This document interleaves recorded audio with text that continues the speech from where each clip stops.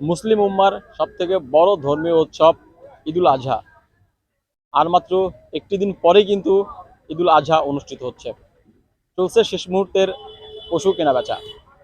আমি এই মুহূর্তে দাঁড়িয়ে আছি সাথিয়া রাজাপুর রেল স্টেশন সংলগ্ন নতুন যে হাটটি বসানো হয়েছে ঠিক সেইখানে।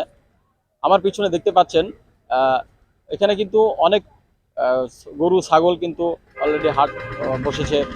সকাল থেকে মুষলধারে বৃষ্টি হওয়ার উপেক্ষা করেও কিন্তু তারা এখানে শেষ মুহূর্তের কেনাকাটা নিয়ে সবাই ব্যস্ত। আমি যদি একটু পিছন দিকে দেখানোর চেষ্টা করি, আহ, আমার পিছনে দেখতে পাচ্ছেন সকাল থেকেই কিন্তু আমি দেখতে পাচ্ছি অনেক ছাগল, অনেক গরু কিন্তু এখানে এসেছে। আমি কিছু মানুষের সাথে কথা বলেছি যারা অনেক দূর থেকে এসেছে, যারা শেষ মুহূর্তে যারা কেনাকাটা করতে পারেনি, যারা পশু কুরবানি কিনতে পারেনি, তারা কিন্তু এখানে শেষ মুহূর্তে কেনার জন্য এসেছে। আমি কিছু মানুষের সঙ্গে কথা বলে জানতে পেরেছি যারা দেশের এলাকার এসেছে, বাইরে থাকে, তারা এসেছে, তারা নতুন করে কেনাকাটা করছে। কিছু মানুষ যারা পশু বিক্রি করতে পারেনি তারা কিন্তু নতুন করে বিক্রি করার জন্য এসেছে এখানে।